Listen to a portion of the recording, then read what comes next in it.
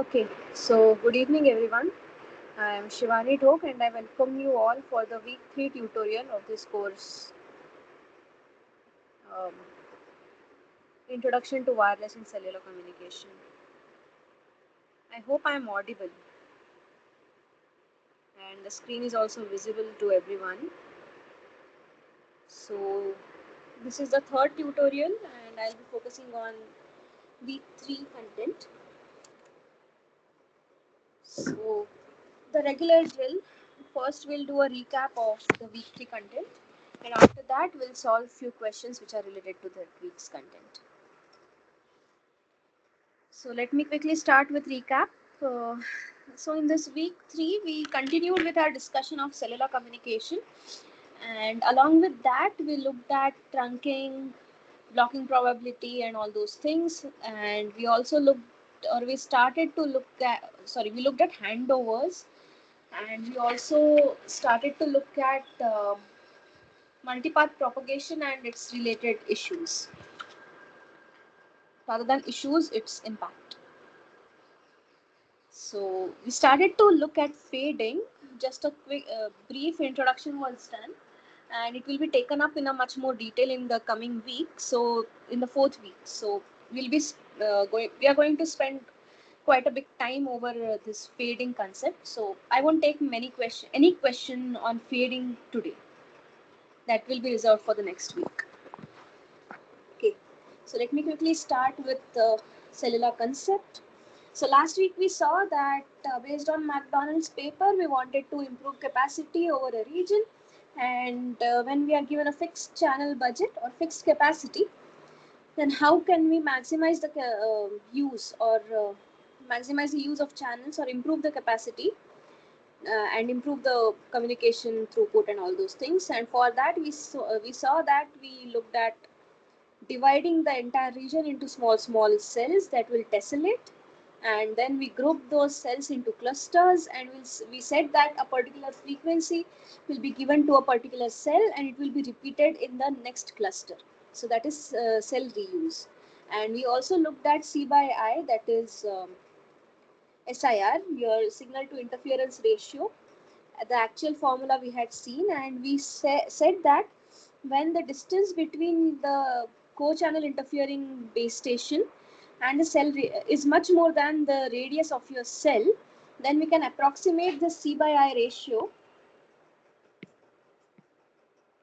We can approximate the C by I as 1 by I naught into under root 3n to the power n.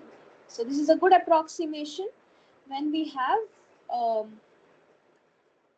when your d is much greater than your cell radius, and this basically gives you a design criteria. So this gives you a design criteria to choose n is your cluster size. So if you are given a minimum C by I, so your signal to interference ratio should be at least a particular value. Then based on that, you can decide what is the value of your cluster size. And that can be also considered. So once based on this formula, you will get some value of n, but that has to be mapped to your valid cluster sizes criteria, which is n equal to I square plus j square plus ij. Just give me a moment.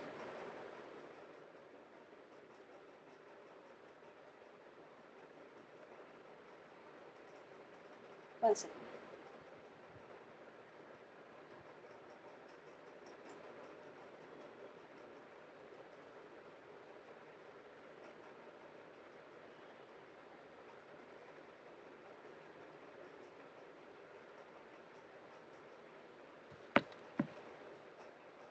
Okay. Then we said that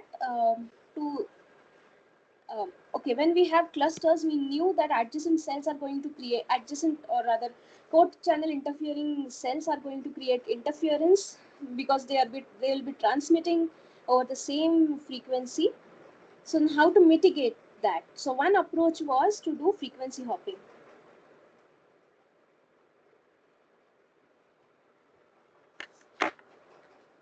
And what do you mean by frequency hopping? Just 1 minute. I'm so sorry for this interruption. There is someone at my door. Give me a moment.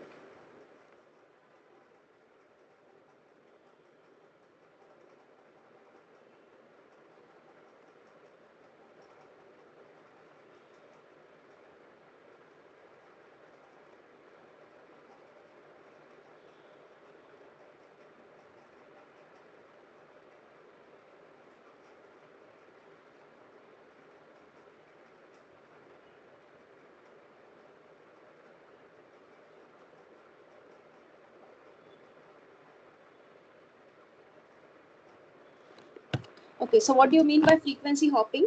Your user, so let's say you are in a particular cell, and then you have multiple resources or frequencies that are available to you. So instead of staying on a particular frequency for a consecutive time or for a long time, instead of that, what we'll do, we'll periodically change the frequency randomly. This thing is known as frequency hopping. And so what happens is, at let's say a particular time duration,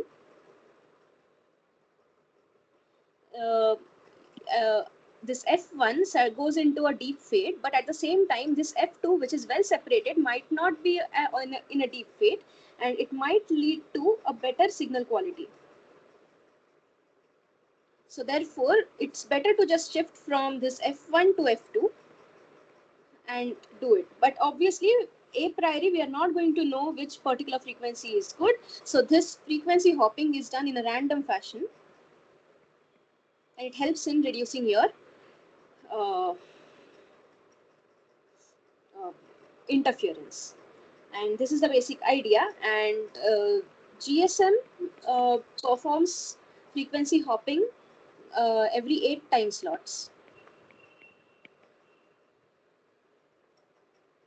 Like, you will stay on a particular frequency in one time slot, and after 8 time slots you will change to a different frequency.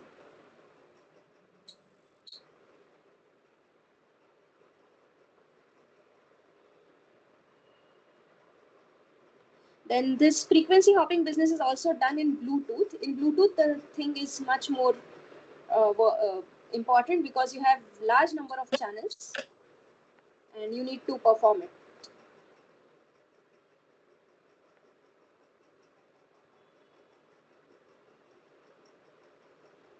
And also Bluetooth is on an unlicensed band, so you can do frequency hopping more frequently.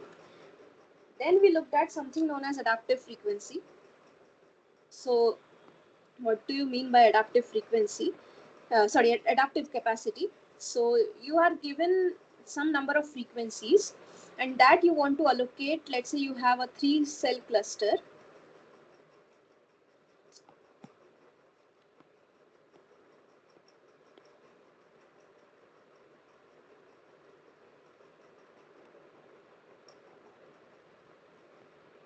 You have a 3-cell cluster, and you want to allocate frequencies F1, F2, F3, F4, and so on till some Fn. So what you will do, you will allocate some set of frequencies here, some set of frequencies here, some set of frequencies here, and you will fix it. That particular allocation is known as fixed channel allocation.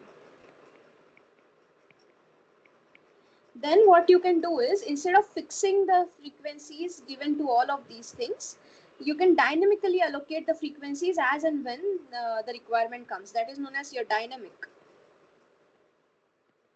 channel allocation. And another one is the hybrid of both of these, in which you will allocate some frequencies in a fixed fashion, and then you will have another set of frequencies which is dynamic, and that can be used by all the cells, and that can be taken up as and when required.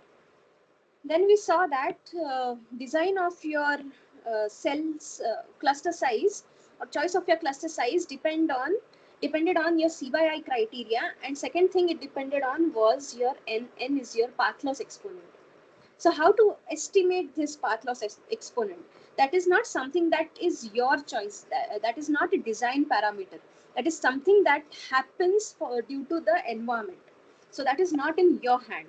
So if it is not in your hand but still you want to know it, the only way to do it is you estimate it, and that is done by doing measurements over a large area. So you, and large number of measurements over a larger area. So you take measurements and then you fit it to a known model, such as your breakpoint model and other things. I won't talk much about this right now. We'll take examples of this.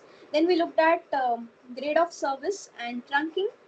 So what do you mean by trunking? So you have resources. So instead of pre-dividing the resources and then dividing the people, what we do is we put the entire resources in one pool, and as and when requirement comes, you allocate those resources. So this is how things happen in trunking, and that helps us to do a better resource management. Then you have your grade of service. That is calculated based on your blocking probability. And yeah, and to assess that, you have several parameters, in which the first parameter is your lambda, which is call arrival rate. Then you have h, which is your hold time. Hold time means for how much time you are holding a particular call, and therefore the traffic per user is number of times you get a call, that is arrival rate, into how much time you have that particular call, that is lambda into h, and this is known as your AU. This is traffic per user, traffic intensity per user. And then you have traffic intensity total one, or total traffic, and that will be basically AU into total number of users.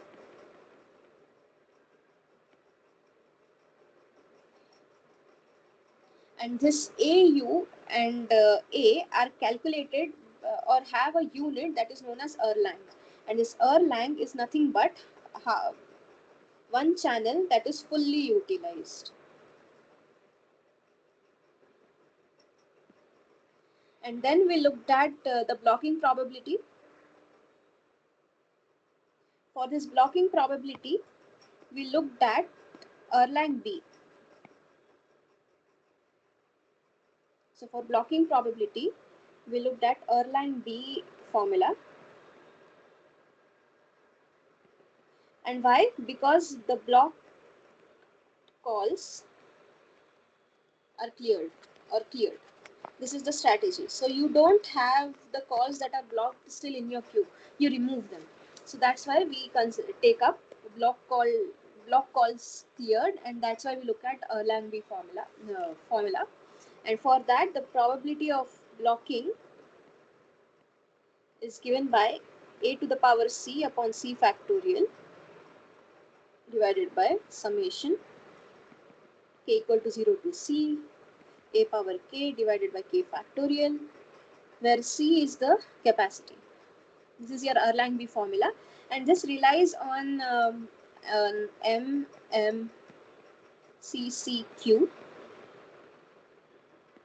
and DTMC. So here you have memoryless arrival, you have memoryless service, then you have finite number of channels, and you have finite number of users. So based on that this particular Erlang B formula is derived. I'll take one or two questions which are related to this particular thing. Then we looked at something known as handover, that helps you to have seamless connectivity when you are moving. So for example, you have multiple cells, and first you are moving in this particular cell, and now slowly you are transitioning from this cell to this cell. So what you have to do is you want to disconnect from, when you're moving from this cell to this cell, you want to disconnect from this base station and you want to connect to this base station. This process is known as handover, and there are various ways of doing handover. The classical way of doing handover, which has been there since the circuit switched things, and that is your break before make handover. So what does that mean? So you first break the connection with your existing base station before making a connection with your new base station. So this is a hard handover, because once you have disconnected from a particular base station, you are not connected to anyone, and with there is a high chance that at this particular time your call may get dropped. So this is your hard handover. Then this is the standard thing that used to happen in GSM kind of systems. But when we went to CDMA kind of systems, where the same time and frequency resources were being used and orthogonality came from the codes, it was easier to transition from one base station to another base station by first connecting to other base station and then breaking the contact. So such a transition between two cells is known as the soft handover, where you make the contact before breaking the connection with your system or your existing base station. Then you have softer handover. So in softer handover, what happens is you lie in a overlapping region. So if you have another cell here and you have base station here, so the radiation pattern will be something like this. So there will be some overlapping region at which you can take leverage from both the base stations. So in that situation, you can have easy transition, and that is known as a softer handover. So this is when you have overlapping region.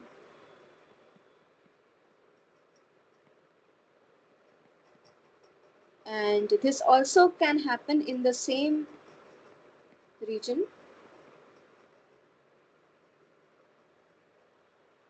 or same cell, but different cluster, different sector. Because the base station remains same, and what you have to do is just ask the base station to shift to a different beam. So that is also an easy way of doing a handover. And then you have softer handover, which is basically the combination of both of these. Then we have something known as mobile assisted handover. So this MAHO is mobile assisted handover. In this, your mobile reports RSSI to your base station, and that is done for a longer duration, and it is averaged out. So it is not just one reporting, because you might have a deep fade at a particular time instant. So you report the RSSI, your mobile phone reports RSSI for a longer duration, and then your base station can make a call whether to make a handover or no. And apart from your current base station's RSSI, it also reports the RSSI from the adjacent base stations. The co-channel 6, I naught, whatever value you have from the tier 1 base stations. So from there also they are going to report the RSSI. Then we have handover hysteresis. So we say that instead of doing the handover as soon as possible, when we report a lower RSSI, we'll say let's wait. We'll wait for some time before deciding whether really we need a handover or not. So if we see that our degradation in RSSI continuously over a longer period or slightly longer period, then only we'll do a handover. Then we have different types of handovers. The first one is horizontal handover. In horizontal handover, what happens is you can do 2G to 2G handover, 3G to 3G handover, and so on, 5G to 5G, and so on. So it is from one generation to another, in the same generation of your wireless systems, like 2G, 3G, and so on.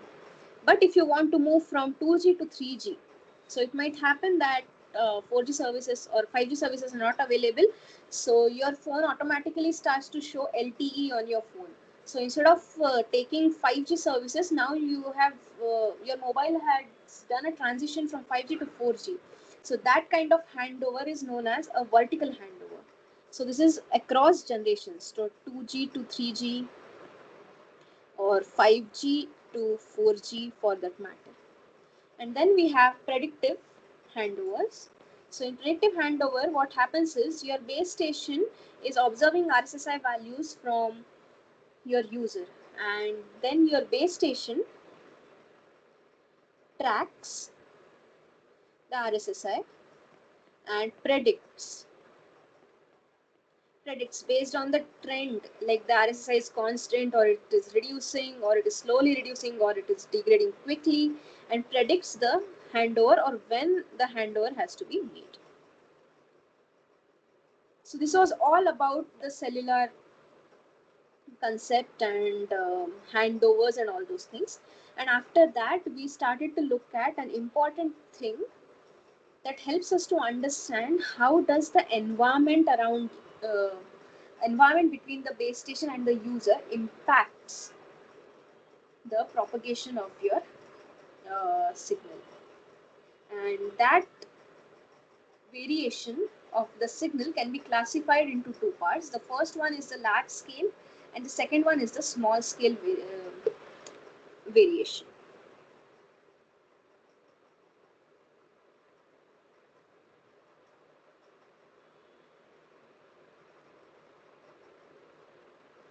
Okay. So in large scale, what happens is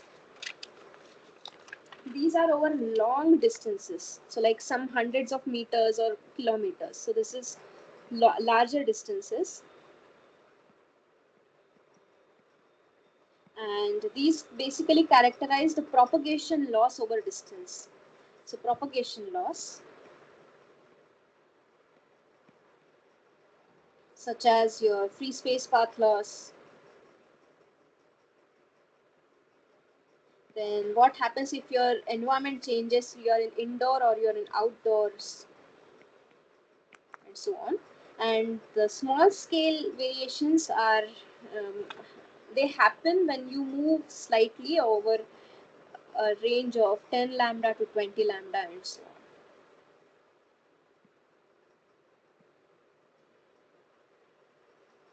So these are the variations that happen by just a slight movement of your hand or something like that. And these are the one that make your, or rather impact your performance more instantaneously compared to your large scale problems. Then there are various modes of propagation. So between your transmitter and receiver, there are various objects that are present, and those objects are going to interact with your signal in various fashion. The first one is the diffraction. Diffraction is basically bending of the signal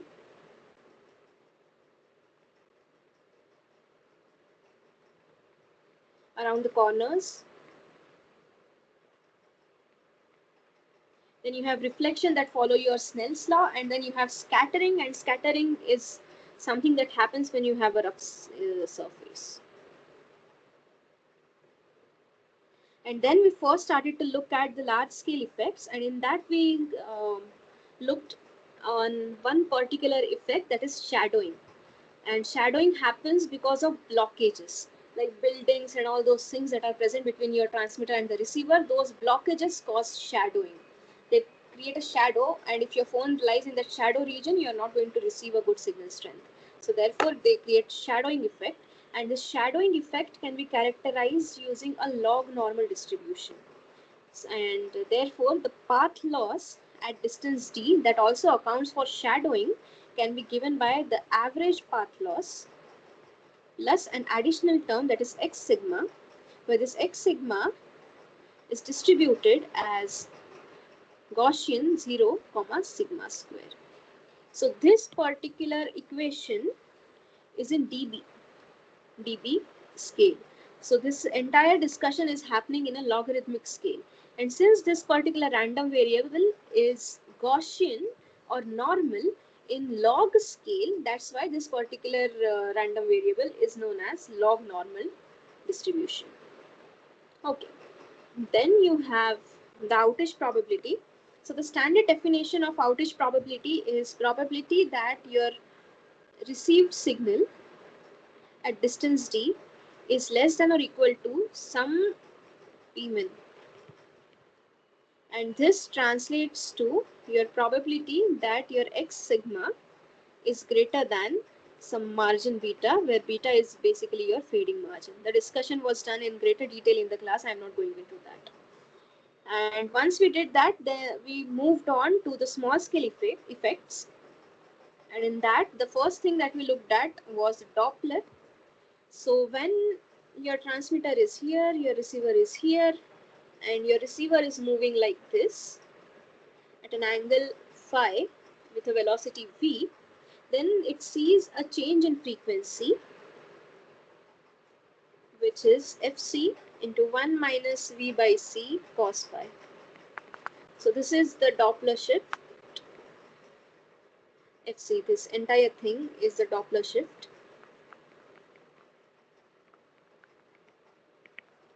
And yeah, this is what we have. And so this Doppler is something that comes up due to user mobility or mobility in the environment. And the other thing is your multipath propagations. Since we have multiple objects in the environment between your transmitter and receiver, your signal is going to get reflected or scattered or diffracted from various objects, and you will be receiving multiple copies of the same signal with a different delay and different phase shifts and all those things, and scaling as well. So your received signal will be basically summation of some alpha n of t into s of t minus tau n of t, where this s of t is what you transmitted. Then this alpha of t is some scaling due to some nth path, and this tau n of t is the delay introduced by the nth path at time t. Okay, and then we looked at something known as a very important thing that will be looking at multiple times, and that is the complex baseband representation.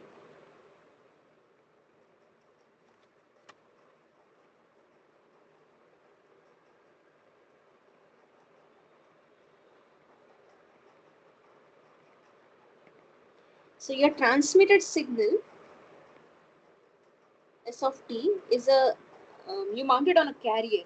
So it is basically a sinusoidal signal. So it is mt into cos of 2 pi fct plus theta t. So in this particular signal, what are the potential places where your information can come? That is in your amplitude as well as phase. So at these two places, your information can be embedded. So information embedded in amplitude mt and phase theta t. Okay, and then what we do is we represent this particular signal. And okay, so this m of t is a real quantity, it's a positive quantity, and we can write this s of t. So if we know, if you have e power j alpha as a complex number, you can write it as cos alpha plus j times sin alpha. So from here you can write that cos alpha is real part of e power j alpha. Does that make sense to you? So you can write cos alpha as real part of a complex number. So therefore this s of t you can equivalently write as real part of mt is a real number, it's a positive number, into e power j 2 pi fct plus theta t. Now if you separate out the carrier term, that is fc term, you will get mt, real part of mt, into e power j theta t into e power j 2 pi fct, and this is your ut, where this u of t, that is mt into e power j theta t, this is nothing but the complex baseband representation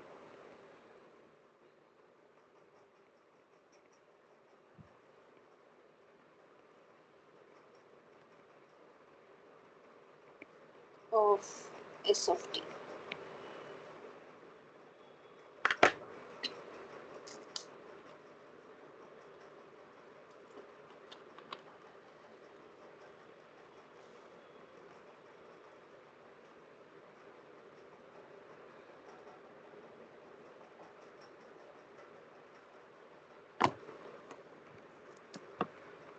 Okay.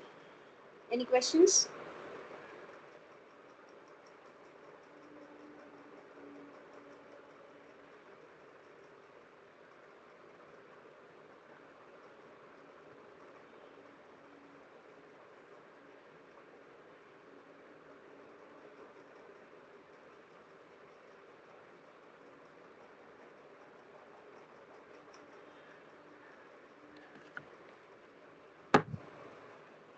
Okay. Any questions?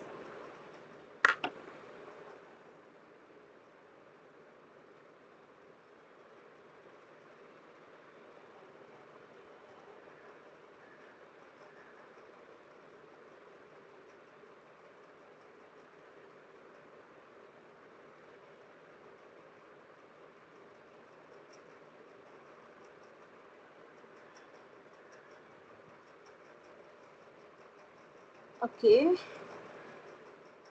If there are no questions, then let me start with the first question that I want to cover today.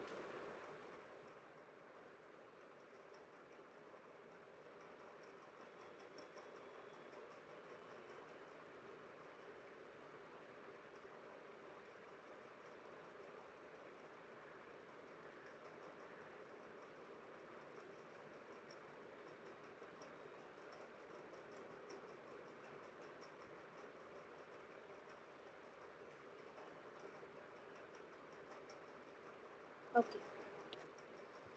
So the first question is, consider a cellular system consisting of 300 users in a particular area. So the total number of users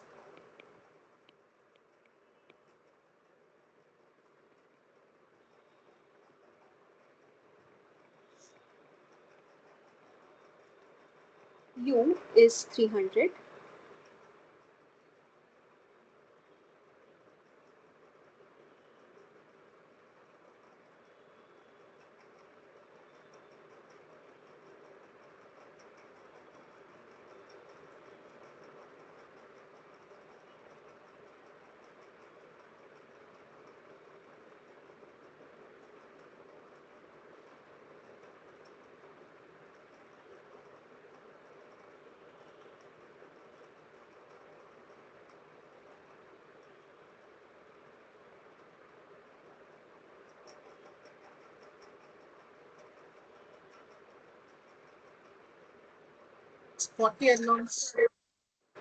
Sorry, 1 second. There is a technical glitch on my end. Wait.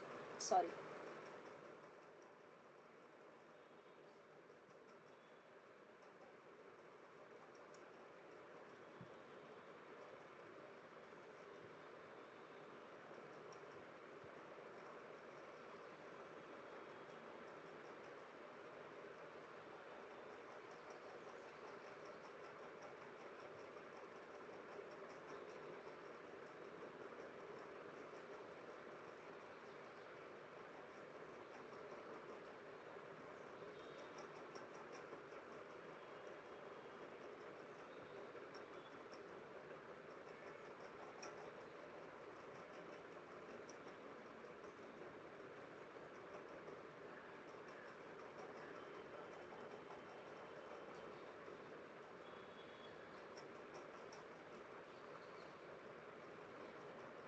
Just a moment. Sorry.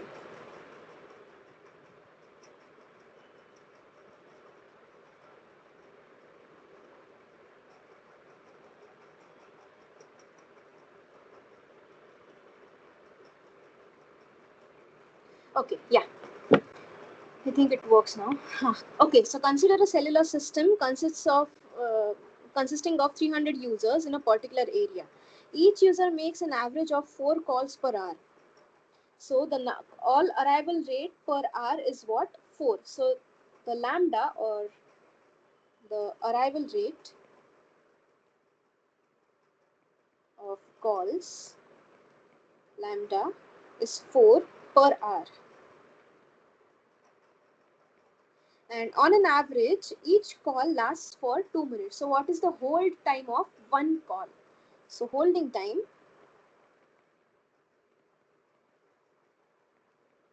H, is 2 minutes. That is 2 by 60 hours. Or in other words, it is 1 by 30 hours. Okay. So now what is asked is, what is the total offered traffic in Erlangs? So what we want to find? We want to find the total traffic. So total traffic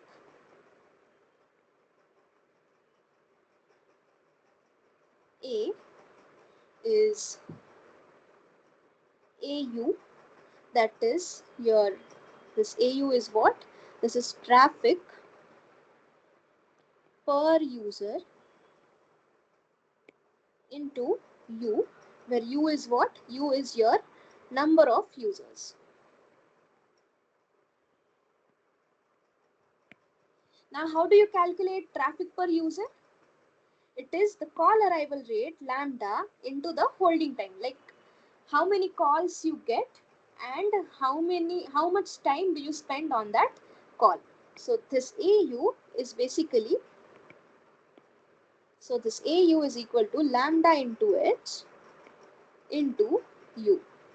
What is the value of lambda? Lambda is 4 per hour into holding time is 1 by 30 hours into your number of users is 300. So this turns out to be equal to 40 Erlangs.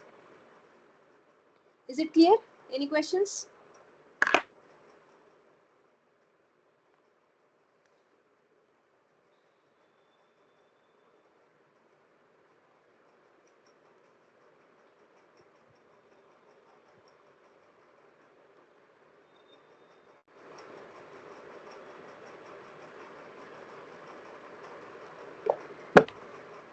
Okay.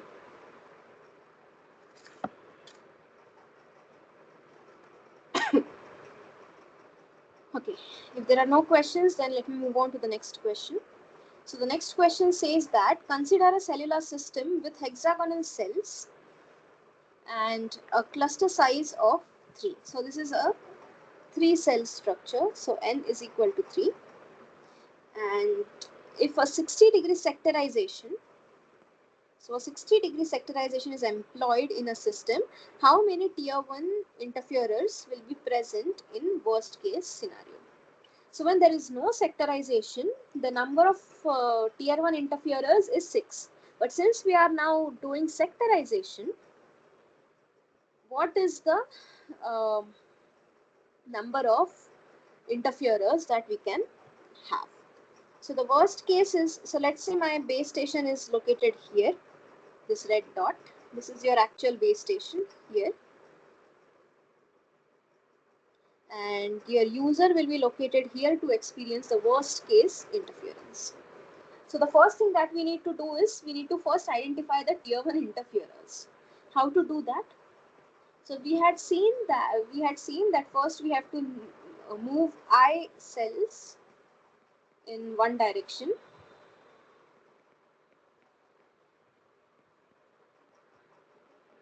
Then rotate by 60 degree counterclockwise.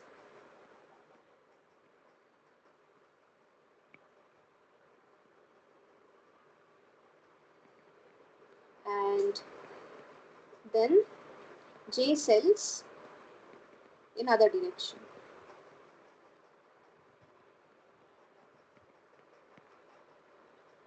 So how do we do that? So let us first move along this direction. So we moved here. So this is your direction, and from here you want to move 60 degrees like this. So this is your first co-channel interfering cell. So okay, so when we have n equal to 3, your I and j are equal to 1. So let me just write it down. For n equal to 3, I equal to 1, j equal to 1. Okay, then the other one will be moving in this direction, Then counterclockwise rotate 60 degrees, and this is what you have. Then the other one will be moving in this direction like this, and then like this. Then you can move in this direction, you reach the center, and then you move like this. Then you move in this direction, and then here, and finally you can move in this direction and here. So what all are your co-channel interfering cells? So your first one is located somewhere here, then the other one is located here, then you have one located here, the other one located here, the other one located here, and then you have one located here. Okay. So how does your cluster look? So your actual cluster initial, the first one is this one.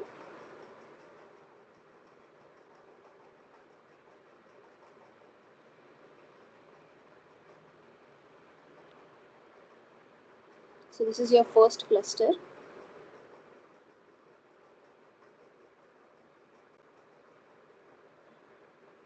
Then you have the second one.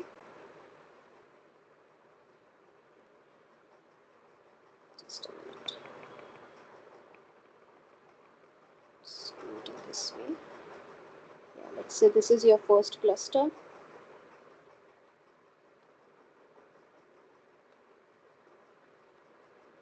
Then you have this one.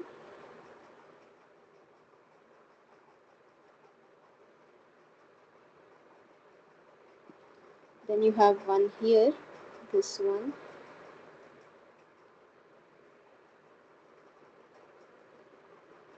Then you have one here.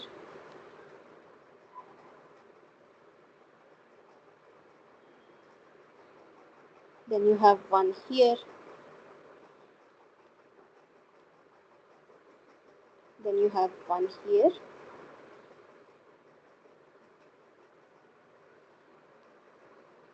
Then here. So this is one cluster. This is another cluster, and so on. So you have total 6 clusters that are adjacent to each other. So let's just, yeah. And then we said that we have 60-degree sectorization. So when we have 60-degree sectorization, the radiation pattern of my own cell will be something like this. That is going to serve this particular user will be something like this. Okay. Then for this particular sector, it will be something like this.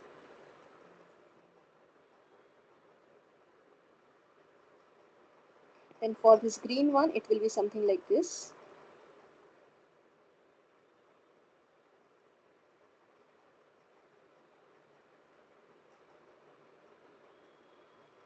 Then for this purple one, it will be something like this.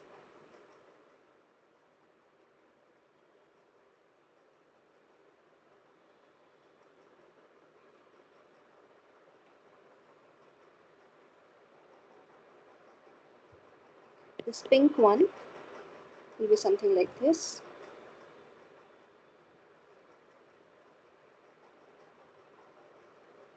So 60-degree sectorization that we are doing. And this blue one, it will be something like this.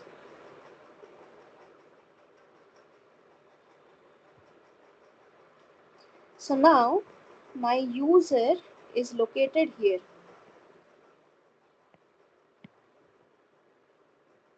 Okay. Now if you see carefully, at this particular location, the only interfering cell is this one and its own.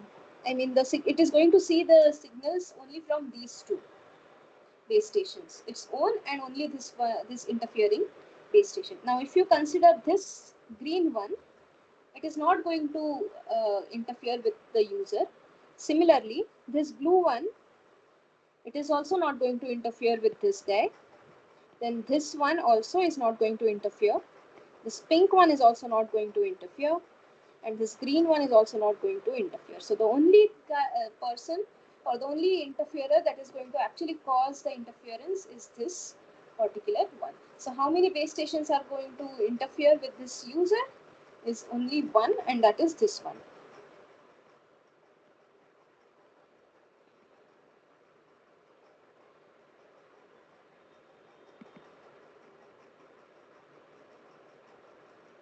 So only one tier 1 interferer.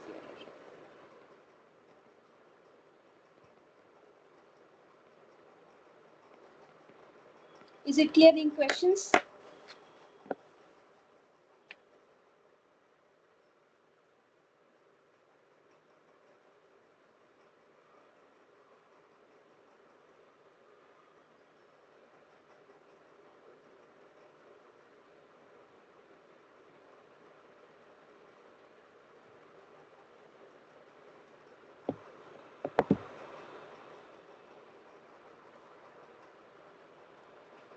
Okay.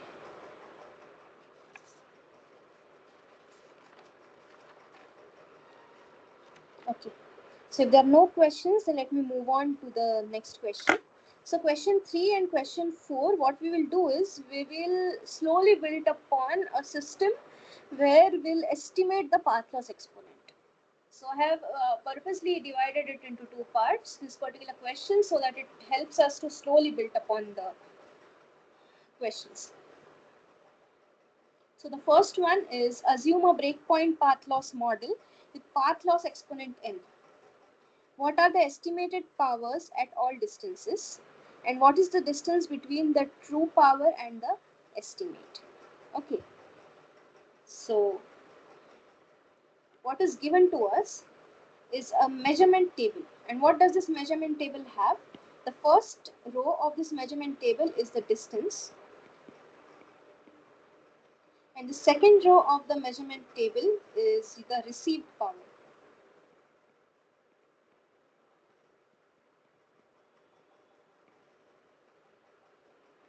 Or the received power or average received power that is estimated at that particular distance. And what we have to do is we need to consider or we need to assume a breakpoint path loss model with some path loss exponent n. And based on that path loss exponent breakpoint model, we want to figure out what is the estimated power as a function of path loss and for all these distances, and what is the error, a difference between the true power and the estimated power. So, and we had seen in the discussion in the class that the first distance that is given to us is a reference distance and everything will be calculated based on that distance. So therefore we refer to the first reported distance as the break distance or D break. Okay, so based on the measurement table, D break is 100 meters and the received power at D break, that is received power at 100 meters, is 0 dBm. And what is given to us is we need to assume breakpoint path loss model. So using breakpoint path loss model,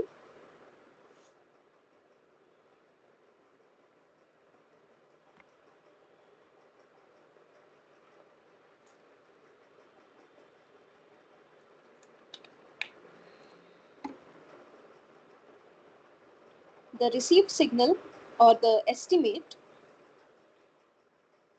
power estimate at distance d, any distance d, is given by the received power at D break into D break by D whole to the power n. In other words, you can write this as estimate in dBm will be your received power at D break in dBm minus 10n log to the base 10 d by D break. Okay. And what is the value of power in dBm?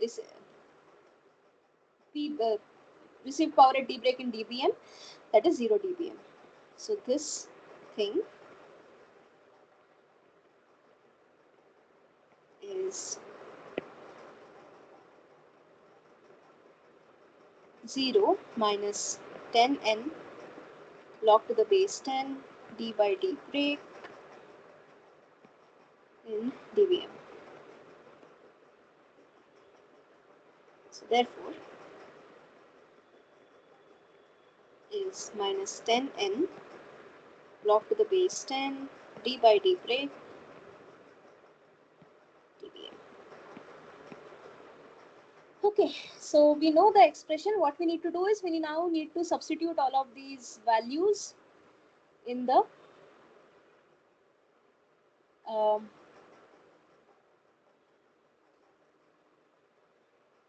formula here.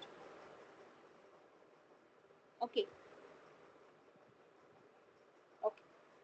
So what I will do is, let's make a table. So let's say I have distance D here. I'll have PR hat of D here, and then I'll have error E of D, which is PR of D actual minus the estimate. Everything in dBm. Obviously distance is in meters, but rest everything in dBm. Something like this. So the first distance that you have is your 100 meters, which is your reference distance. So we don't care about that. The next one is 300 meters. So your received power is minus 10n log to the base 10. 300 divided by 100. And this comes out to be equal to, if you use your calculators, this will come out to be equal to minus 4.77 n. So what is the error? The error will be PR in D, that is minus 10 minus 10 minus of minus 4.77 n, that is minus 10 plus 4.77 n dB, error. This is the first one. Then the second distance that you have is, just do this.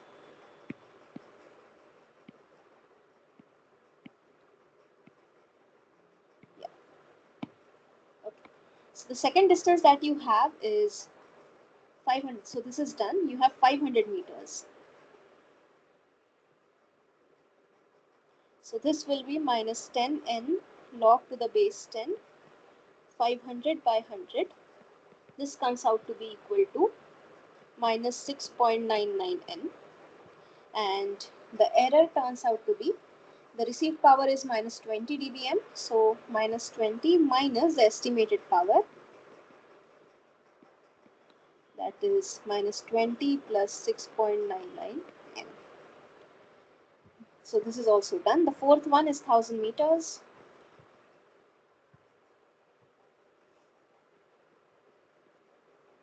So 1000 meters, this is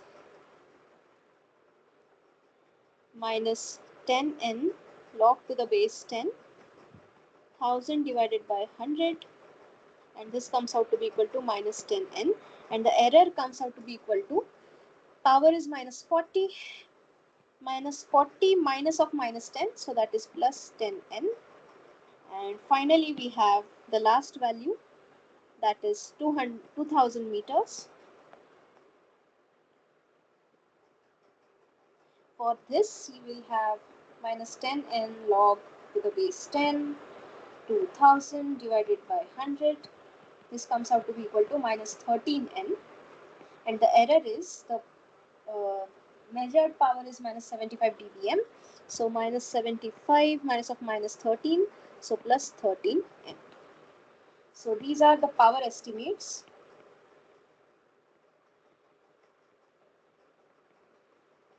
And these values are your estimation errors.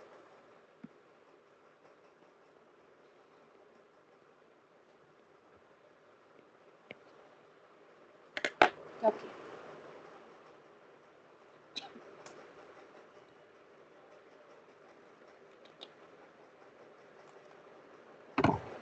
Any questions?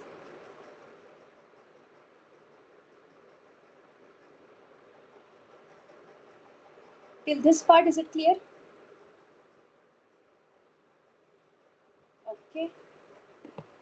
If this is clear, then let me move on to the second part of this same question. So in the previous question, find the value of n using the least squares approach. So now you want to find out the estimate of n that is going to minimize the error in this estimation using least squares approach. So what do you mean? So first what we'll do is first we'll characterize the cost function. So the objective function or your cost function j of n is your path loss exponent, is basically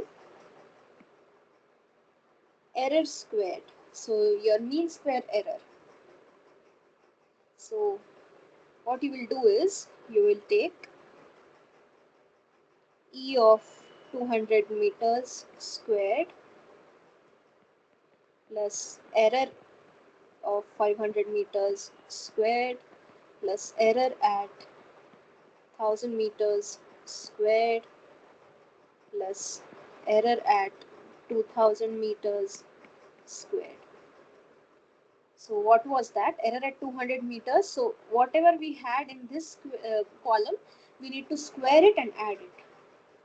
So this is basically minus 10 plus 4.77 n whole square plus minus 20 plus 6.99 n whole square plus minus 40 plus 10 n whole square plus minus 75 plus 13 n whole square.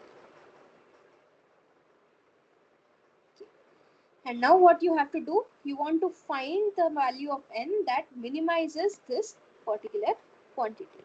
So you want to find n hat that minimizes this j of n. Okay, and this n should be a positive quantity. It's a path loss, and it will turn out to be a positive quantity. Okay, so we have this now.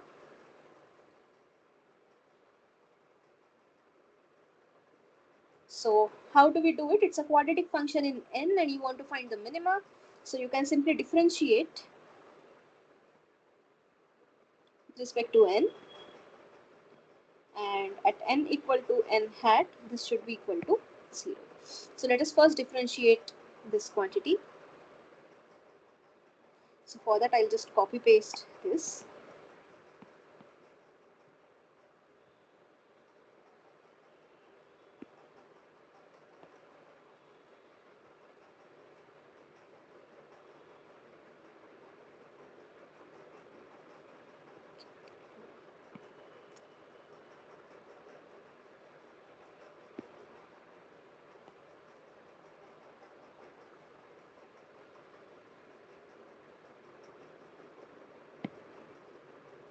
Okay. Yeah. So differentiating this. So this will be 2 times minus 10 plus 4.77 n into 4.77 plus 2 into minus 20 plus 6.99 n into 6.99 plus 2 times minus 40 plus 10 n into 10 plus 2 times minus 75 plus 13n into 13, and then we have d by dn j of n evaluated at n equal to n hat. This is equal to 0, but this is equal to basically 2 times minus 10 plus 4.77 n hat into 4.77 plus 2 into minus 20 plus 6.99 n hat into 6.99 plus 2 into minus 40 plus 10 n hat into 10 plus 2 times minus 75 plus 13 n hat into 13 is equal to 0. So these two gets cancelled, and what we are left with here is, if you simplify, this turns out to be equal to 340.613 n hat, which is equal to 1562.5, and n hat comes out to be equal to 4.587. So therefore, this is the path loss exponent that we have estimated. So how does your received power look? Your received power was minus 10n log to the base 10 d by d break. So this is minus 10n, so minus 45.87 log to the base 10 d by 100 in dBm. Is it clear?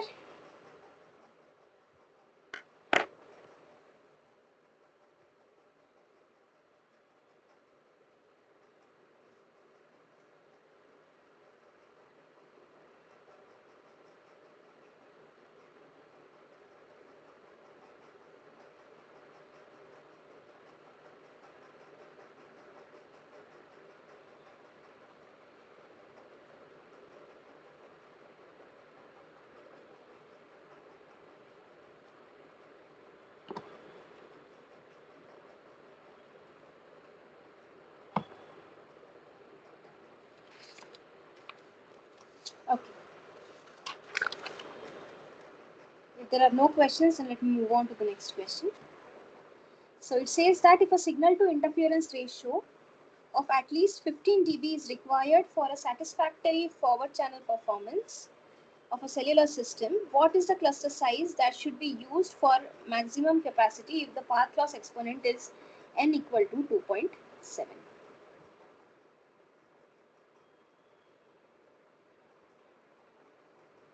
Okay, so what is given to us is the minimum C by I.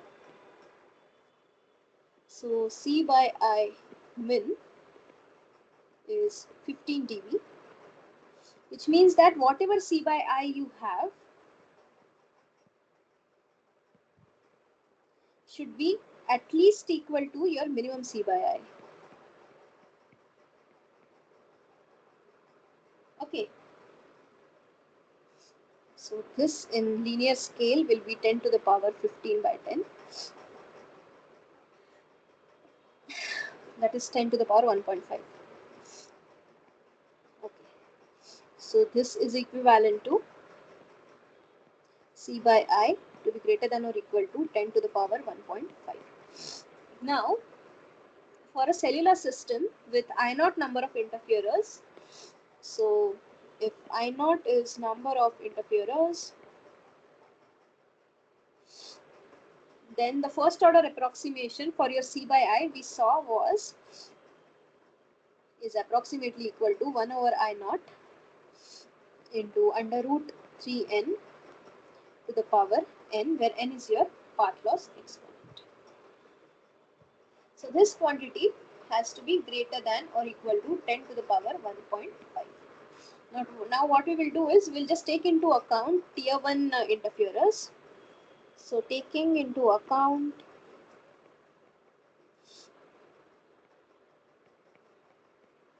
only the tier 1 interferers, we have I0 equal to 6.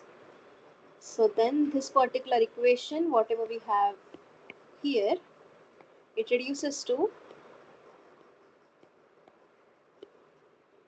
1 over 6 into under root, or rather 3n to the power n by 2 to be greater than or equal to 10 to the power 1.5. So therefore your 3n is greater than or equal to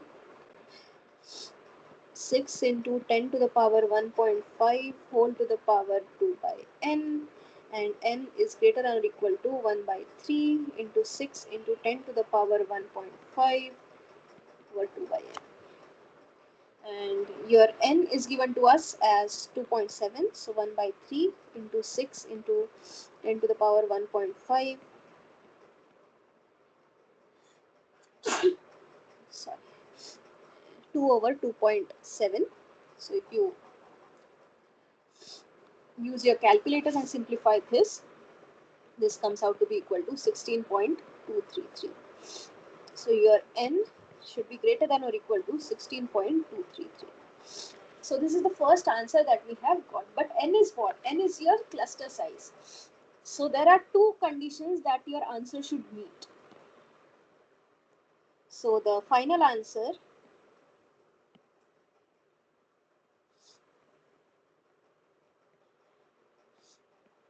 should meet both of the following conditions. The first one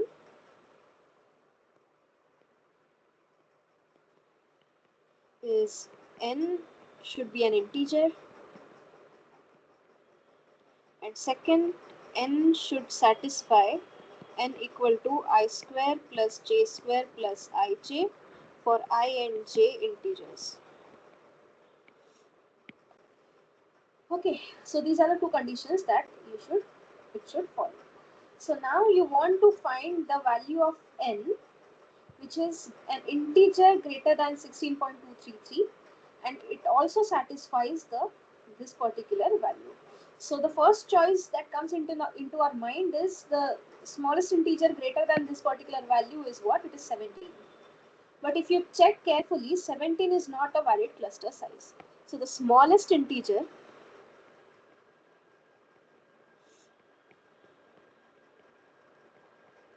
greater than 16.233 is 17, but this does not satisfy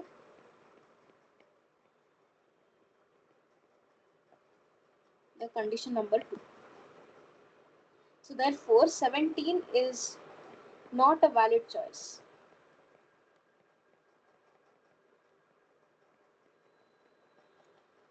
So then when you do trial and error, I encourage you to do it on your own once. I'm just giving you the final answer. So n equal to 19, for which you can get when I is equal to 3 and j is equal to 2. This is the valid cluster size, which is the smallest one after 16.233. So this is the smallest n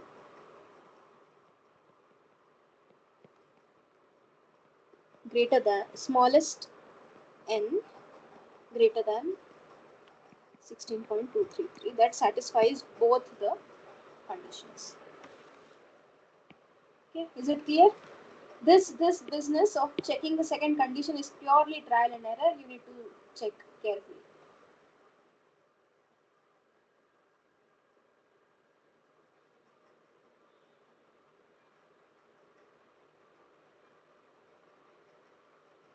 Okay.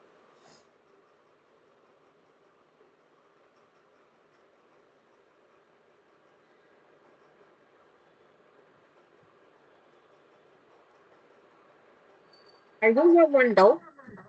Yeah. Yeah. Regarding the numerical 4, in the practical system, how do we measure the value that after the breakpoint distance, you have given some values for the received power? Yeah. This is practically, how do they do this? how do they measure the value? For a distance of 100 meters, the received power is some 0 dBm, right? So Yeah. practically, how do we get these values?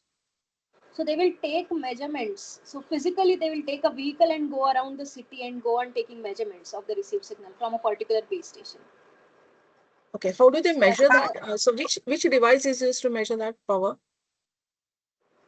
I think I don't know exactly, but there are some standard, like even your phone measures the received signal strength. So you receive some particular signal, and anyway you are going to process it. So you are going to get the signal sample. Okay, Okay, so you get a signal, you sample it, you have what that entire chain, low noise amplifier, this, that, everything.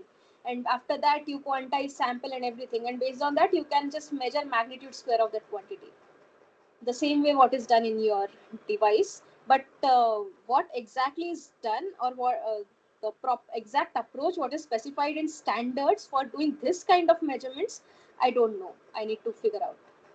Maybe I'll okay, check and fine. let you know. Yeah, but Yeah, yeah, yeah, it can thank be. you. The phone also does it. So once you measure the signal components, it's easy. It's just magnitude square of, or I in phase square plus quadrature square. It's a simple operation.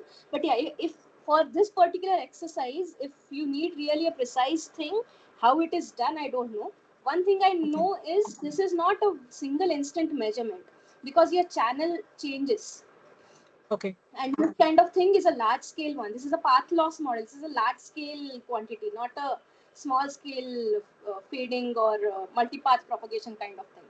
So you okay, measure this over longer period of time. I mean, you take multiple measurements and then average it out. So this is not a one measurement value. You average it out. okay, okay, fine. Okay. Is it that RSSI is the same it is?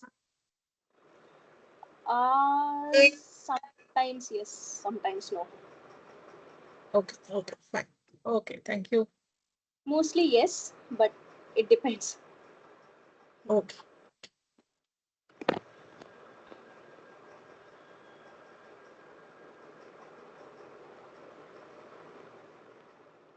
Any other question?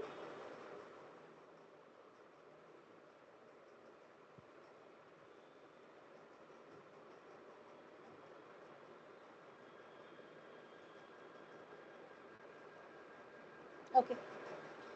Okay, then let's move on to the next question. What is the traffic intensity per channel for a cellular system with 30 channels and a blocking probability of 1%? So what all things are given to us? So the first thing given to us is number of channels.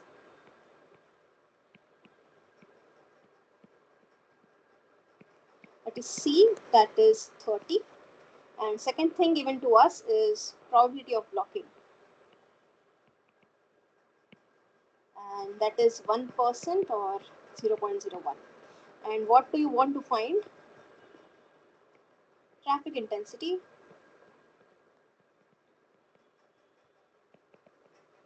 or your A. So now if you go back and see your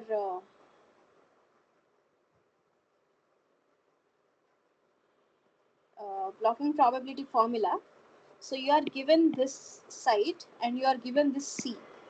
And what you want to figure out is A. Obviously, you can't simplify with the help of this particular formula. So what people rely on are two things. First thing is the graph, the logarithmic graph that was flashed to you in the lectures, and obviously it's a logarithmic graph, and getting the actual value from that graph is very difficult. So other way of doing or figuring out this particular uh, value or relation is with the help of Erlang table. So maybe in the Rappaport book, I don't know if this is from some other another book, but there are various books which will have these kind of tables. That is Erlang table. That is when you have block calls clear kind of setup. So you have this blocking probability, you have your traffic intensity A, and this is the capacity C, and this is the blocking probability. And then you will be given Erlang table, which is in this format. So the first column here gives you the number of channels that you are interested in.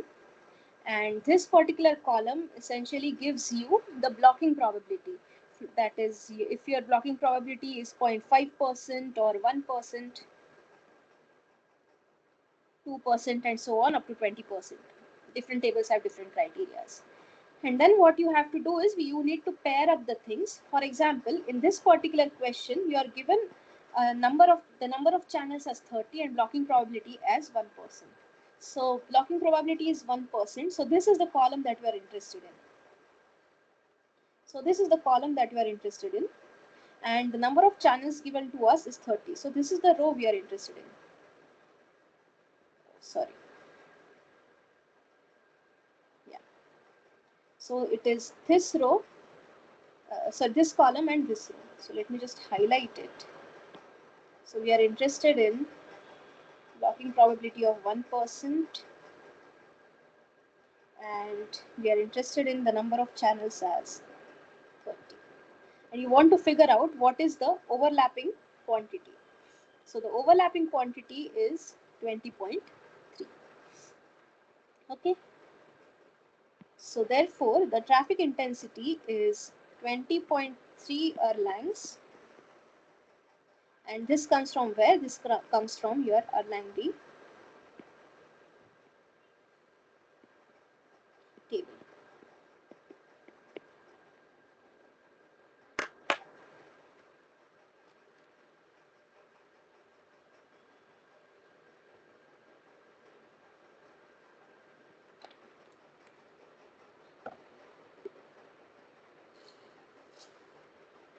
Is it clear? So for your reference, whatever table this PDF I have flashed right now, I have uploaded this in the drives folder. You can find it in any book, but still I have added this in your drives folder. You can check it and use it for your calculations.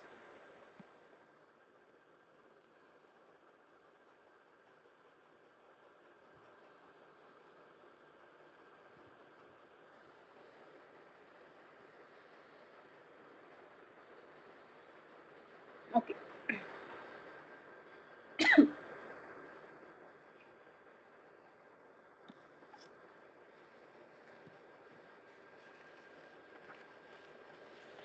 Let me move on to the next question then. Assuming each user generates 0.2 Erlangs of traffic and users are uniformly distributed over the geographic area covered by the cells, how many users can be supported for 1% blocking probability for 30 numbers of trunk channels in a block called clear system? So what is given to us?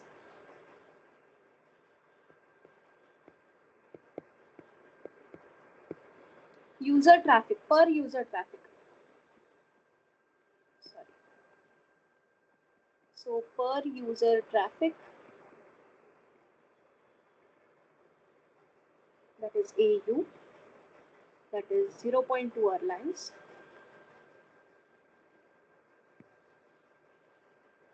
Then they are saying that your users are uniformly distributed over the geographic area, and how many users can be supported if the probability of blocking is 1% and the number of trunk channels, that is C, is 30. So based on this blocking probability and capacity, we had found out the total traffic as 20.3 Erlangs. So the total traffic, so based on these values, total traffic,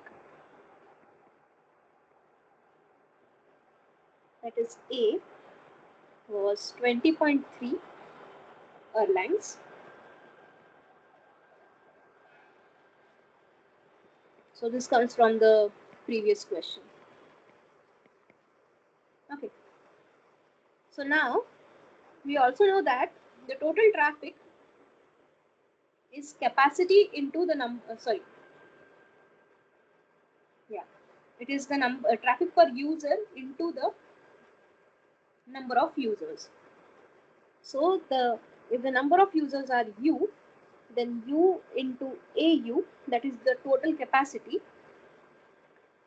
should be less than or equal to your 20.3 Erlang's. Less than or equal to because your U is basically the number of users that can't be an integer value.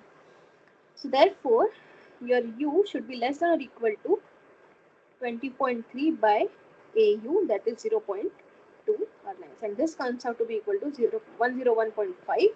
And since U is an integer, the greatest integer less than this particular value is U equal to 101. So it can support 101 users simultaneously. Is it clear? Is it okay?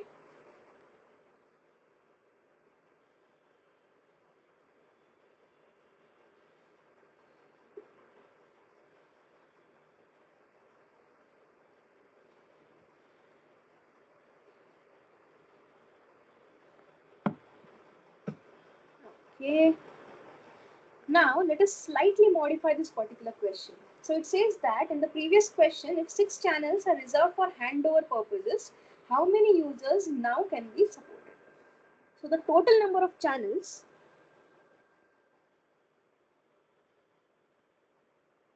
was earlier as 30. Now channels reserved for handover is 6. So therefore C is your total channels minus the handover channels. This is 30 minus 6, that is 24. And again the blocking probability was 1% and your AU was 0.2 Erlangs. So now what changes? So now your C has changed.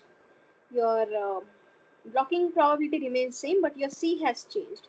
So therefore the value A should change. This particular value A should change. And how do we find this value? We again go back to our Erlang B table. We look at the blocking probability. It is given to us as 1%. So we are still in the same column, which is highlighted in yellow. But now the value of capacity or number of channels is 24. So now instead of looking at this purple row, we need to look at this particular row. So now we are interested in 24, that is this row. So now the overlapping value is 15.3. I know this is a bit blurred table, but yeah, you can have much better resolution tables in textbooks. But this is the basic idea how you read that table. So therefore, for this particular setup, your A is equal to 15.3. So therefore, the relation that you have is your U into AU should be less than or equal to A. So 0.2 into U should be less than or equal to 15.3. So U should be less than or equal to 15.3 by 0.2, which is 76.5, which means that the smallest integer, greatest integer less than this is 76. So as you reserved few channels for handovers, the number of users that you can simultaneously support reduces to 76, and it should reduce because now you have less number of channels and your blocking probability is still same. You haven't increased the blocking probability. So therefore, if that is same, your number of users is going to be reduced. And if it doesn't reduce, then there is something wrong in your calculations. So these are intuitive sanity checks. If your number of channels are reducing, your number of simultaneous users to be served should go down. And if something opposite happens, it is a clear indication to revisit your calculations. So whenever you solve anything, try to look at these aspects, the small hints that your own solutions try to give you, whether you are going in a correct direction or you are making some blunders. Any questions? Is this particular setup clear? Is it clear how to read Erlang B table and all those things?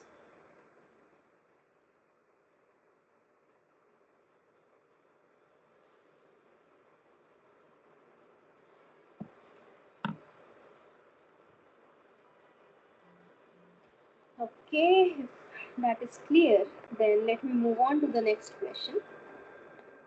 So this is a very generic question regarding the log normal distribution, but it introduces several uh, key uh, um, concepts regarding your probability and random variables.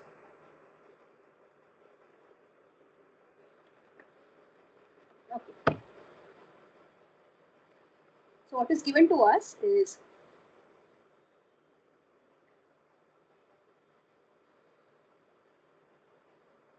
yeah. So what is given to us is x follows a log normal distribution. Then the random variable y, which is log of x, is Gaussian distributed. Okay. So what is given to us is x is a normal distribution with 0, 1. So when you are given, so get used to this particular notation.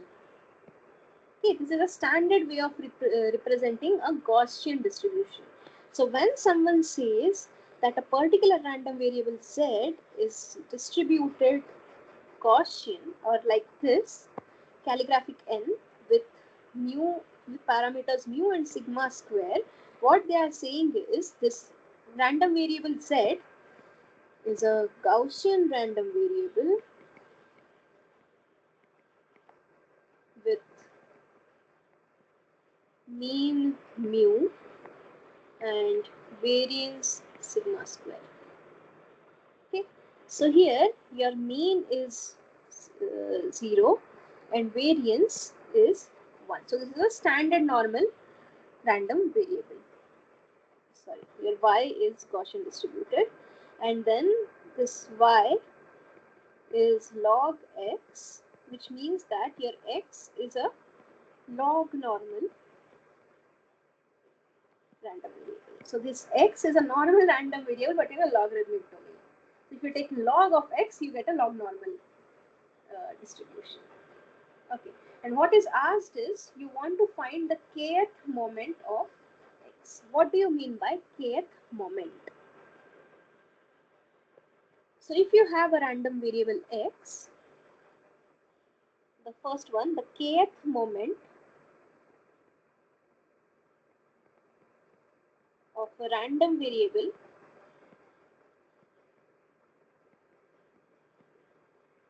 x is given by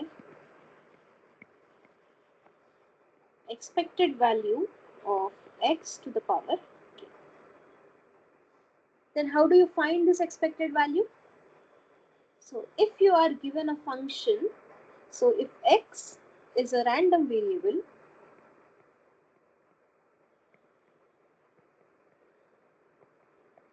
then g of x and g is a function, then the expected value of g of x. So if x is a random variable, your g evaluated, the function g evaluated at a random variable will also be a random variable. Of course, under some conditions, but right now you assume the g follows all those conditions. It is equal to integral minus infinity to infinity g of x into fx of x dx, and this is for a continuous random variable, mind you.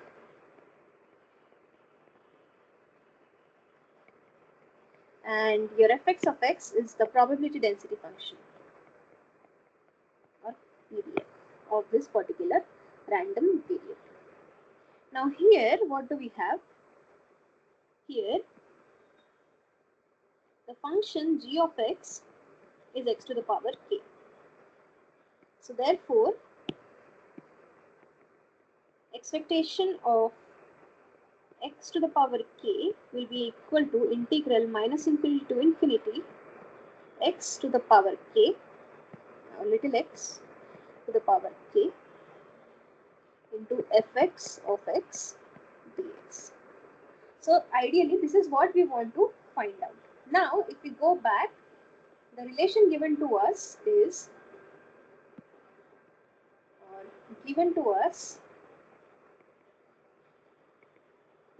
your y is log of x, and you know the distribution of this random variable y, but you don't know how, you know the functional form of x, but Gaussian is a nice distribution, it's easy to play with that, and you know the standard forms for a Gaussian.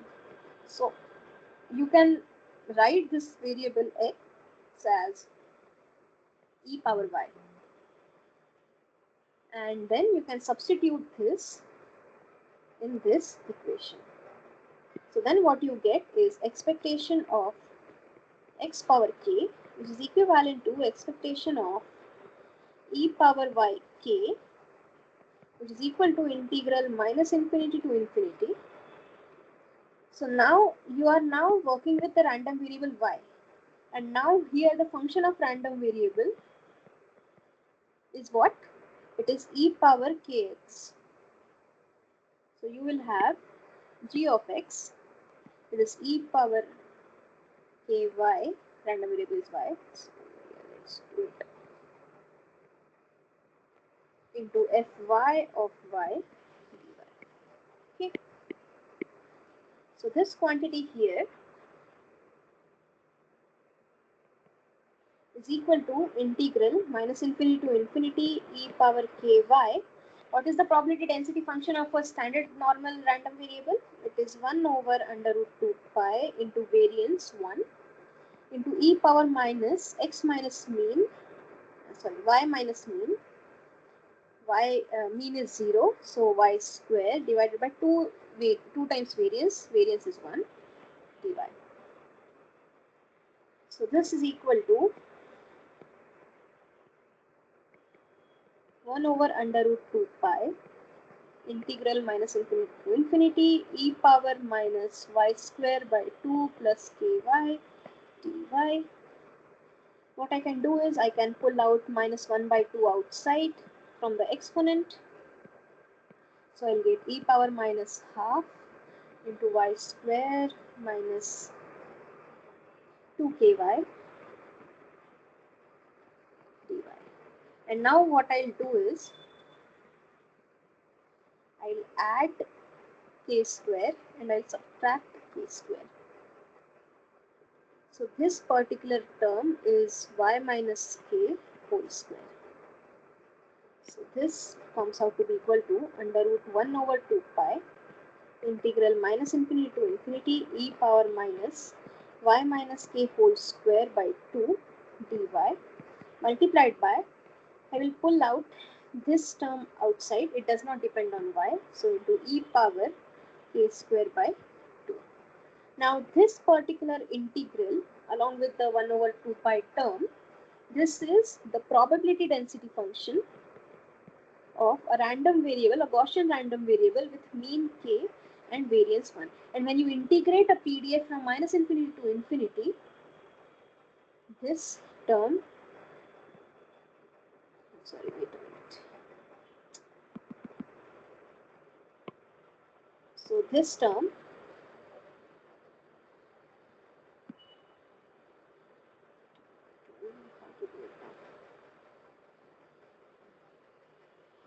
this one is the PDF, and therefore integrating this PDF from minus infinity to infinity will lead to 1 into e power k square by 2. So PDFs always integrate to 1. So what do you get now? So the kth moment of a log normal distribution comes out to be equal to e power k square by 2. Is it clear?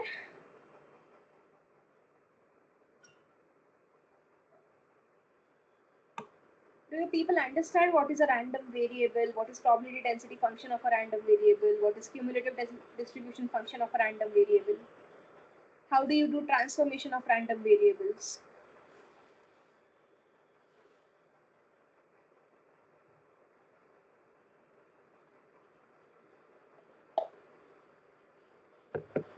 Because that is something that I am going to assume you people know. That's a prerequisite for this particular course. So do you know these concepts or no?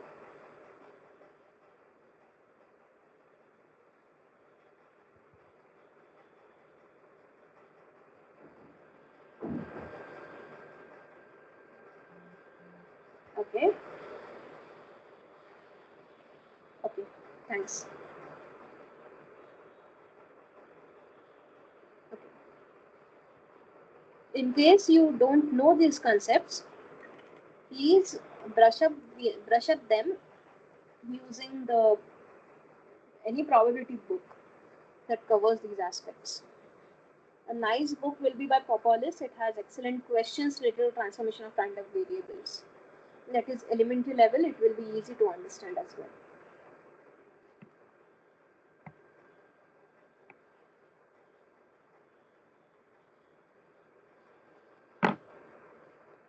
Okay, let's move on to the last question for today. This question is a bit involved one, so we'll try to break it slowly and do it. What I'll do is I'll first read this entire question. It is a long question and then we'll try to solve it together. Okay. A mobile phone receiver operates at 5 gigahertz in a bandwidth of 400 kilohertz at 300 Kelvin and has a noise figure of 10 dB. So what are things are given to us in the very first line? You have a receiver that is operating on a carrier frequency of 5 gigahertz. So carrier frequency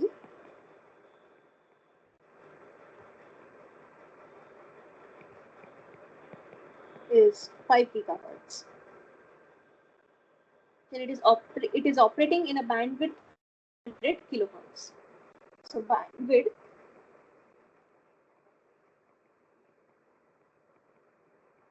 that is 400 kilohertz at 300 Kelvin temperature. So temperature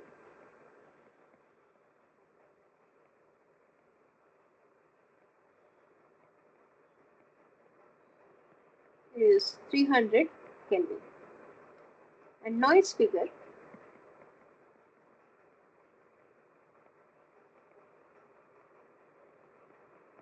is 10 dB. Okay. Then what is given to us? The receiver is present on the cell edge.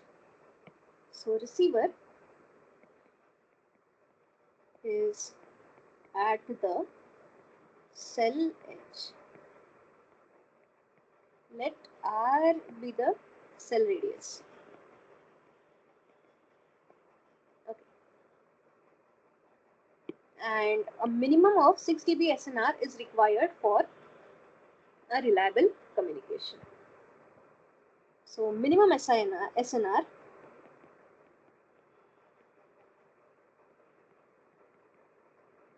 that is, let's say your SNR min is 6 dB.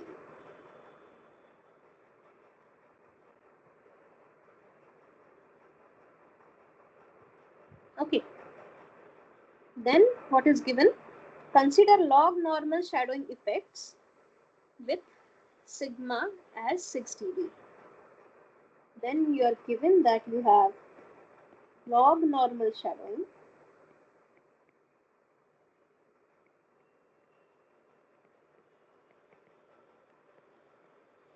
with sigma also as 6 dB.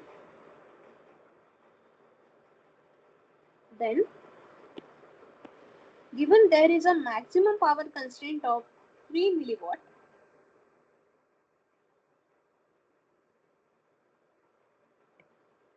so maximum transmit power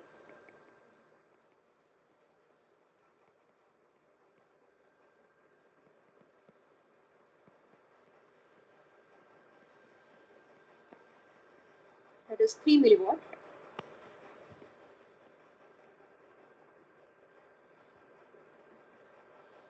Find the maximum cell radius for the cell of 99% coverage probability. So coverage probability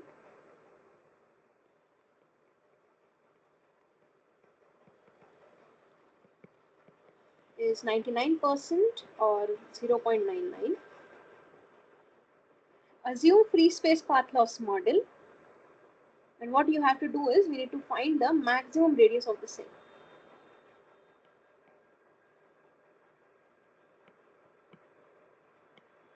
Maximum cell radius, and we have to assume free space path loss model.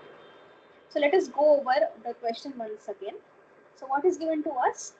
Your receiver is operating with a carrier frequency of 5 gigahertz, and it is having a signal bandwidth of 400 kilohertz. The temperature at which it is operating is 300 Kelvin. The noise figure of your receiver is 10 dB. Then your user is located, or your receiver is located at the cell edge, and let's say R is the radius of your cell. The minimum SNR requirement of your receiver is 6 dB. Any signal to noise ratio less than 6 dB, you won't be able to decode the signal or even detect the signal. Then you have log normal shadowing. In that you have the parameter as sigma, and the maximum transmit power, or the base station's maximum transmit power, is 3 milliwatts, and the coverage probability is 0.99. What do you want to find out? You want to find out something known as the cell radius. Very confusing question. Now what to do with this particular piece of information? So let us first understand what is coverage probability. We know what is outage probability. But what do you mean by coverage probability? It is nothing but 1 minus outage probability. So your coverage probability is 1 minus probability of outage. That is 1 minus, or rather your probability of outage will be 1 minus 0.99, it is 0.01. Okay. Now, how do you calculate outage probability?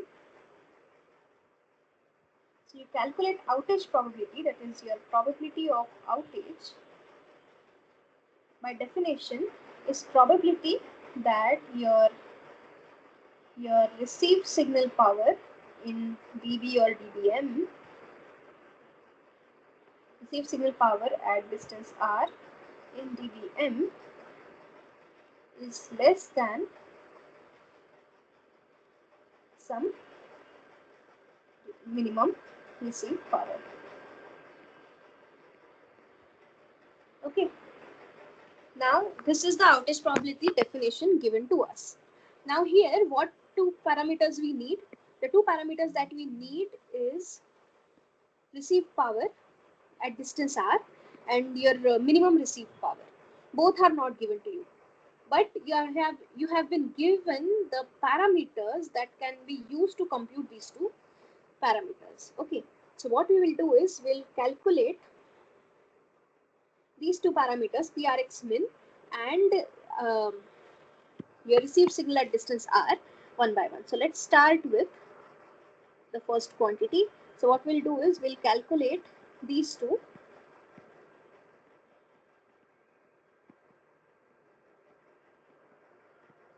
One by one.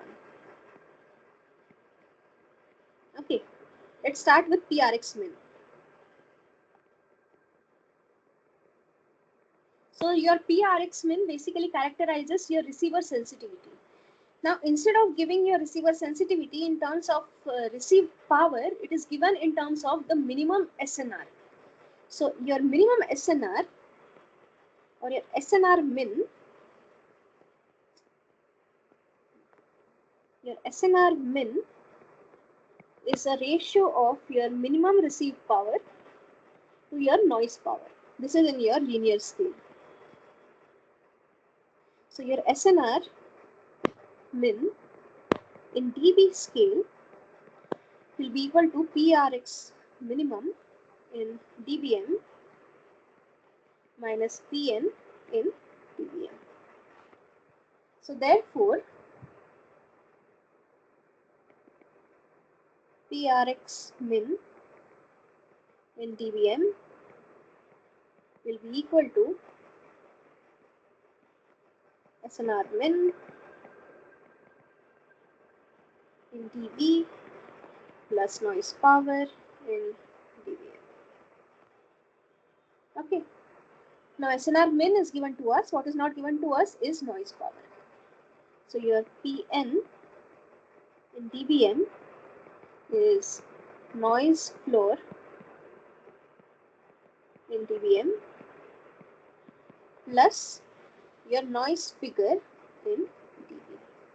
Now in this you are given the noise figure. Noise figure is what? Noise figure is given to us as 10 dB. And how do you find noise floor in dBm?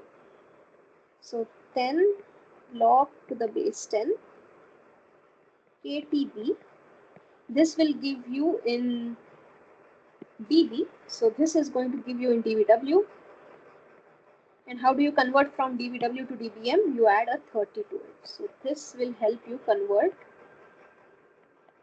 to dBm. Okay. So then this is equal to 10 log to the base 10, your Boltzmann constant 1.38 into 10 to the power minus 23. Temperature is 300 Kelvin. Bandwidth is 400 kilohertz.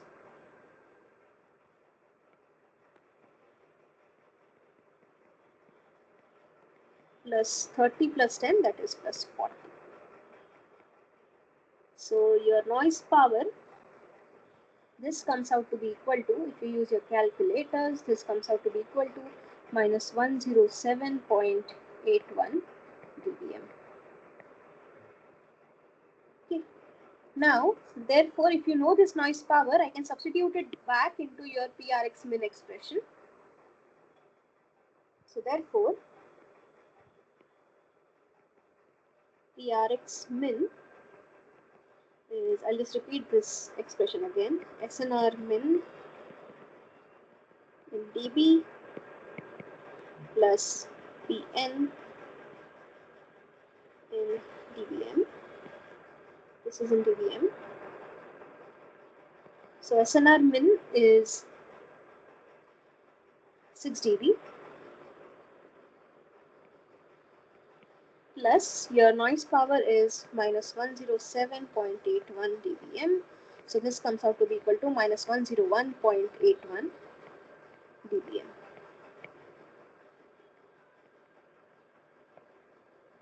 So this is your receiver sensitivity.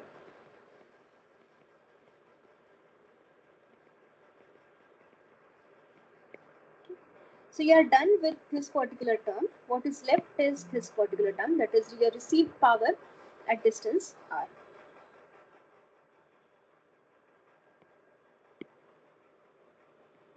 So you have your received power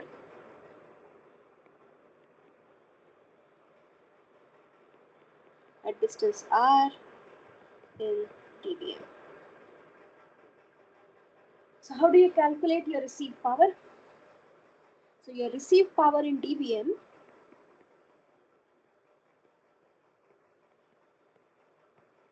is your transmit power in dBm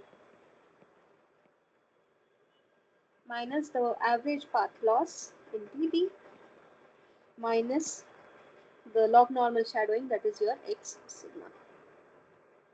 Now transmit power is given to us in dBm in milliwatts. So this is given to us in milliwatts. Yeah. So this in 10 log to the base 10 3, this transmit power comes out to be 4.7712 dBm. So this is 4.7712 dBm minus average path loss in dB minus x sigma. So this average path loss, this we can calculate using the free space path loss model.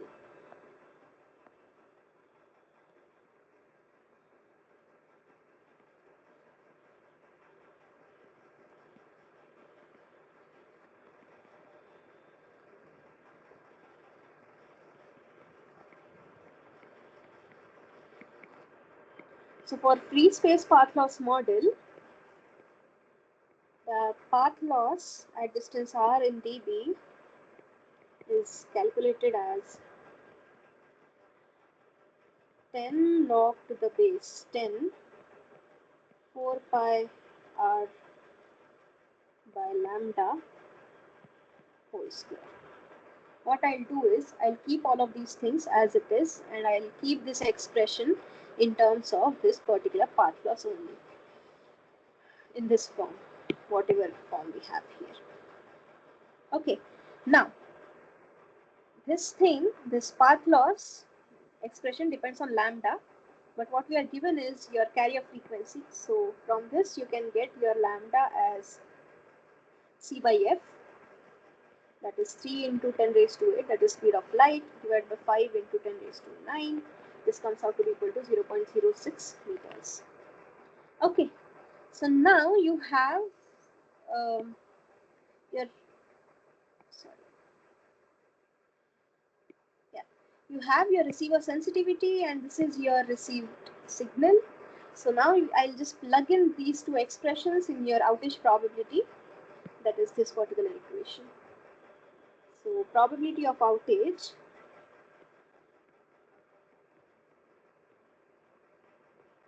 is probability that your PRX at distance R in dVm is less than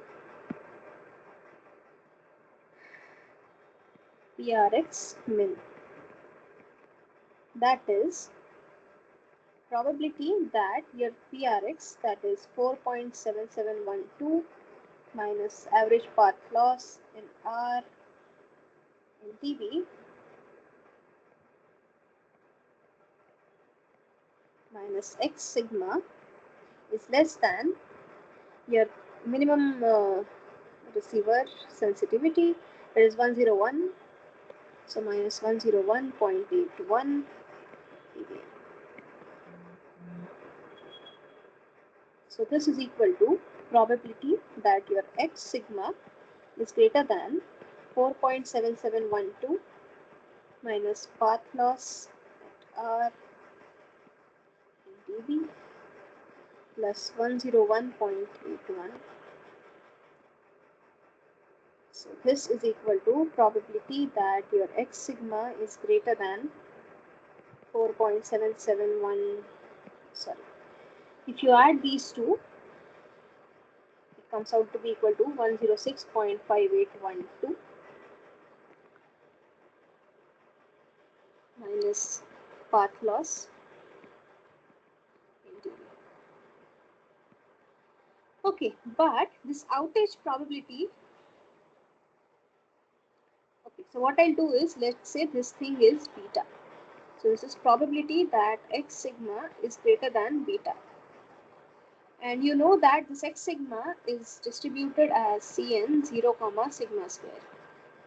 And this particular quantity is integral beta to infinity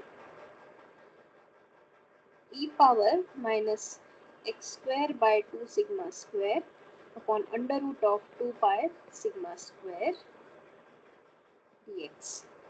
And we had seen that this is basically the tail probability of your random variable, and this comes out to be equal to integral the lower limit minus mean, that is 0, upon the standard deviation, that is sigma.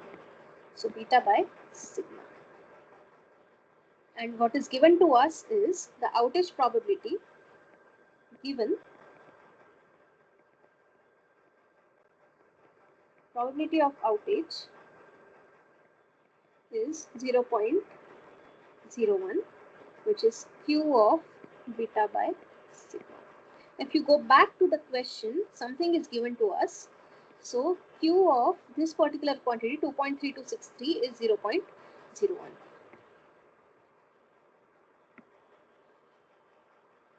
So if I make use of this information, so all what is given to us is Q of 2.3263 is 0.01. So if I compare this and this quantity, beta by sigma is equal to this. So therefore, beta by sigma is 2.3263, or beta is equal to 2.3263 into sigma. What is beta? Beta is this particular quantity, that is 106.5812 minus your path loss at distance r in dB, which is equal to 2.3263 into sigma is 6. So therefore your path loss in dB is 106.5812 minus 6 into 2.3263. This comes out to be equal to 92.6234. Okay, one small thing that you should keep in mind here. This is a path loss. I mean, this value should be greater than 0. If it is less than 0, it is going to amplify your signal. Okay, so this has to be greater than 0. If it is not, then something is wrong. So that thing you should check. So now let me plug in this value, number this. So from 1,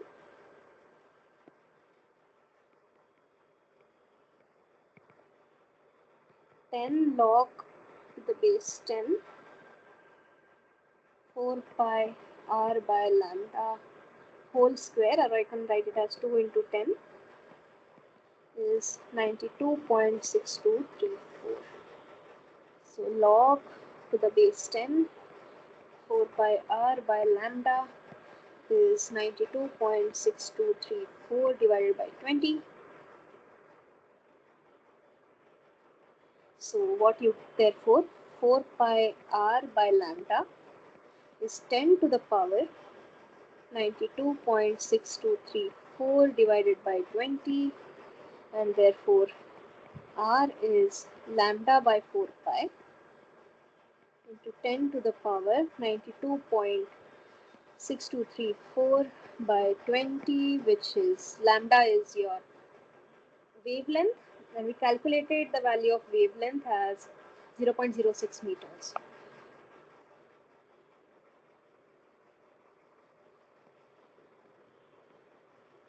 0.4 pi into 10 to the power 92.6234 divided by 20, and this simplifies to 204.23 meters. So this is the maximum cell radius that you can serve with the given set of parameters. Is this particular question clear? Any queries? Is the workflow clear, or the logic that we used in this particular question clear?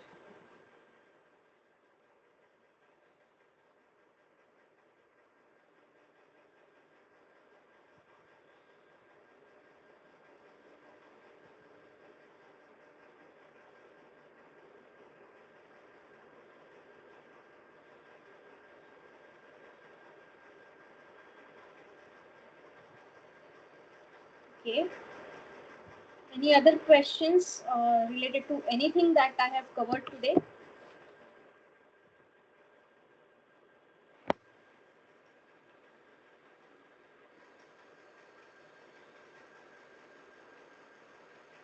So this was the last question that I have planned to cover today. If you have any questions, please feel free to ask.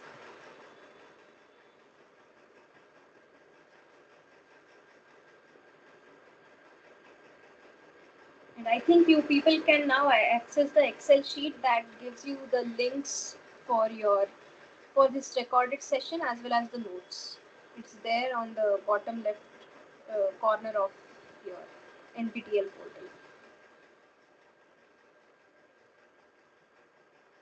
portal. This is regarding the assignment. Yeah. I have free. That is, I couldn't answer one of the question in the assignment number 1. It is regarding the edge network. The last one. It may be question number 18. Ma'am, assignment related questions, please Okay. put it on the Q&A portal a priori, because right now I don't have the question and I am not the Okay, one fine. who prepares it. Okay, so you Yeah, put yeah. it Thank on you. Q&A portal. I'll take it up in the next week. Okay, fine. Thank you. Yeah.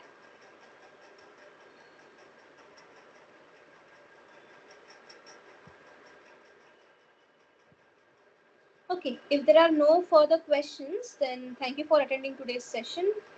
You're free to leave the meetings. Hope to see you in the next week as well. Thanks.